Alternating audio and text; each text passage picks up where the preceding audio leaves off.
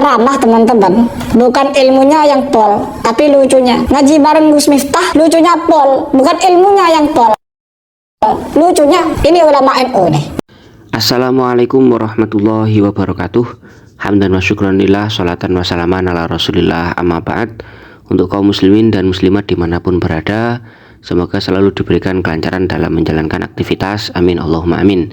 Sebelumnya salam takdim untuk Asy-Syaikh Al-Alim Al-Alamah Ustadz Heri Pras dan Gus Miftah. Nah, dimana kali ini kita akan merespon salah satu komentar dari Mas Syekh Heri Pras mengenai jawaban Gus Miftah saat ditanya oleh seorang perempuan yang kebetulan mbak-mbak ini ternyata pekerjaannya minum khamr gitu ya. Nggak tahu ini pekerjaan statusnya apa, tapi yang jelas perkataan atau ikrar dari mbaknya itu mengatakan bahwa dia sering mabuk begitu. Kemudian ditanya bagaimana sholatnya, apakah wajib?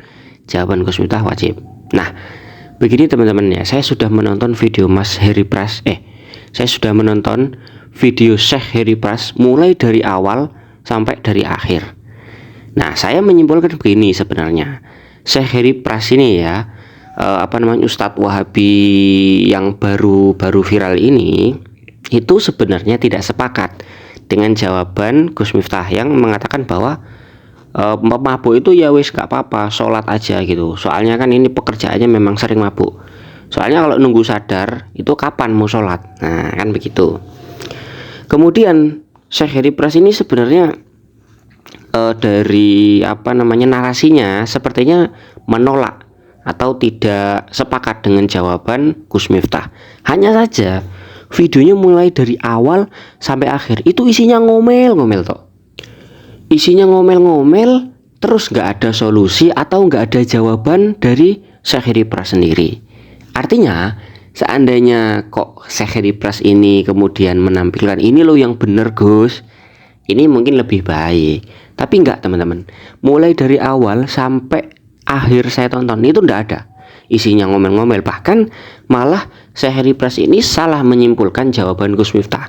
Gus Miftah itu memperbolehkan lah begitu seorang yang lagi mabuk sholat, soalnya takut nanti nggak sholat sama sekali. Oleh Syekh Heri Pras disimpulkan bahwa Gus Miftah ternyata membolehkan untuk mabuk. Lah ini kan kacau ini teman-teman ya, padahal narasi Gus Miftah nggak seperti itu. Begini teman-teman ya, sebenarnya masalah mabuk kemudian sholat ini disinggung sebenarnya dalam Al-Quran. Jadi ada ayat seperti ini, Bismillahirrahmanirrahim, Ya ayyuhalladzina amanu la taqrabus sholata wa antum sukara. Al-ayah, wahai orang-orang yang beriman, janganlah kalian mendekati sholat. Ya, mendekati sholat dalam artian di sini melakukan sholat wa antum sukara, sedangkan kalian itu dalam keadaan mabuk. Penyebab turunnya ayat ini itu banyak dan tafsiran dari para ulama itu banyak. Silahkan baca sendiri-sendiri. Ada yang mengatakan sholat ini memang mahalus sholat, yaitu masjid. Ada yang mengatakan memang hakikatus sholat. Itu silahkan Anda baca. Saya ingin menyebutkan salah satunya di dalam kitab Tafsir Ibnu Katsir. Salah satu penyebab ayat ini turun teman-teman, ini bisa jenengan lihat. Nah itu ada garis merah panah. Bismillahirrahmanirrahim. Anna Abdurrahman bin Auf sona'ata aman wa syaroban. Jadi Abdurrahman bin Auf ini pernah membuat makanan dan minuman, menyiapkan hidangan. Fada'ana faron min ashabin Nabi sallallahu alaihi wasallam fasolla bihimul maghrib. Kemudian Abdurrahman ini mengundang sekelompok sahabat. Beberapa sahabat diundang makan-makan, minum-minum, pesta lah begitu. Setelah makan-makan dan minum-minum, fasolah bihimul maghrib. Kemudian Abdurrahman bin Auf ini sholat dengan kelompok sahabat tadi, sholat maghrib begitu loh. Faqara'a, kemudian membaca Qul ya ayyuhal kafirun. Hanya saja ada yang salah gitu loh. Kenapa kok ini salah? Karena posisinya ini sedang mabuk teman-teman, sehingga ada kalimat yang terbuang dari sebuah ayat. Bacanya gini teman-teman, Bismillahirrahmanirrahim, Qul ya ayyuhal kafirun. Nah, dibaca a'budu ma ta'budun wa antum a'biduna ma a'bud. Ini yang saya garis ungu ya, yang saya stabilo ungu. Nah, kalau dibaca seperti itu maknanya sebenarnya sangat fatal ya. Karena di sini ada membuang la, tidak begitu. Jadi wahai orang-orang kafir, mestinya la a'budu ma ta'budun, saya tidak menyembah apa yang kamu sembah. La-nya dibuang, akhirnya saya menyembah apa yang kamu sembah. Artinya begitu.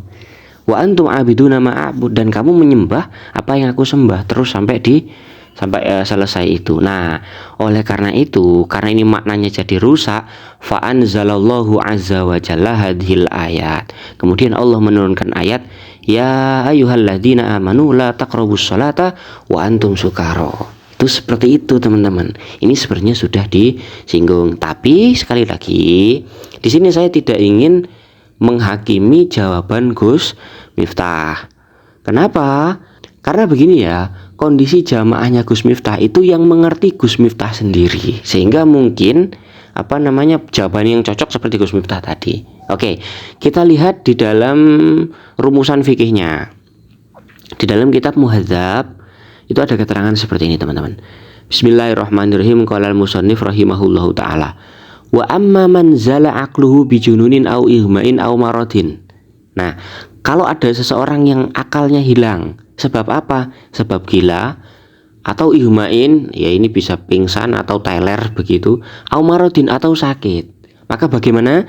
Fala yajibu alaihi liqaulihi sallallahu alaihi wasallam rufi al-qalam an salasatin. Maka dia nggak wajib untuk melaksanakan sholat. Ini adalah syaratul wujub ya fi sholat ya. Kemudian lanjutannya, fanasso alal majnun wakisna alaihi kullaman zala akluhu bisa babin mubahin. Jadi kalau akalnya hilang dengan sebab-sebab yang diperbolehkan, maka tidak wajib sholat.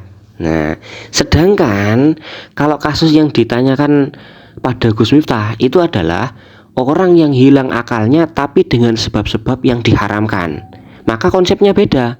Itu yang saya garis kuning, itu konsep baru. Wa in zala aqluhu bimuharramin, kalau ada orang yang hilang akalnya sebab perkara yang diharamkan. Contoh, kaman syaribal muskiro au tanawala dawaan min ghairi hajatin. Ada orang meminum minuman yang memabukkan, atau dia mengkonsumsi obat tapi tanpa ada hajat pada obat tersebut, tidak ada kebutuhan, ya pokok minum begitu saja. Fazala aqluhu, kemudian akalnya hilang, teler, mabuk.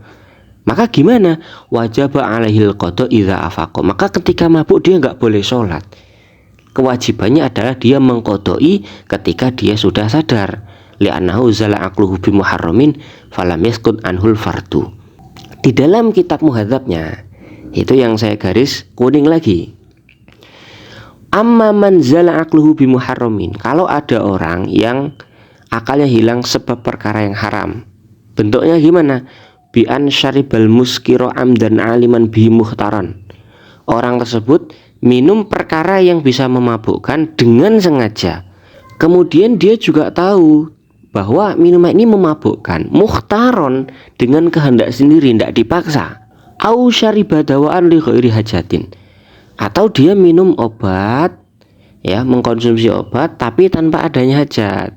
Wa huwa mimma yazulu bil aqlu, sedangkan obat ini adalah termasuk kategori obat yang bisa menghilangkan akal. Fazala aqluhu, ternyata kok akalnya beneran teler. Maka ketika dia melaksanakan sholat, lam tasihha sholatuhu, sholatnya tidak sah ya. Lalu solusinya apa? Fa idza ada aqluhu lazimahul qada. Ketika dia sudah sadar maka wajib qada. Tapi sekali lagi begini teman-teman, kondisi jamaahnya Gus Miftah ini adalah Gus Miftah sendiri yang tahu. Bisa jadi Gus Miftah itu menggunakan pertimbangan malayudraku kuluh, layudraku kuluh, atau menggunakan pertimbangan-pertimbangan al-khawfud dororen. Misalnya jamaahnya ini jangankan untuk qada, untuk sholat saja susah begitu. Misal lo ya, meskipun ya agak memaksakan ketika kita masukkan dua kaidah tadi. Maka ini saya tidak menyalahkan Gus Miftah. Ya sudah begitu. Cuman saya sampaikan konsep ulama di dalam fikih seperti ini. Efek dari mabuk ketika sholat itu takutnya ada lafadz-lafadz yang terbuang sehingga merusak makna, begitu loh. Ini dari dari ulama fikih. Adapun yang disampaikan Gus Miftah itu adalah ikhtiarnya Gus Miftah sendiri melihat kondisi jamaahnya. Saya tidak menyalahkan. Yang saya heran adalah dari Syekh Heri Pras tidak sepakat dengan Gus Miftah, tapi isinya ngomel-ngomel, tidak memberikan referensi, tidak memberikan jawaban. Nah, ini yang repot. Semoga bermanfaat. Wallahu a'lam bishawab.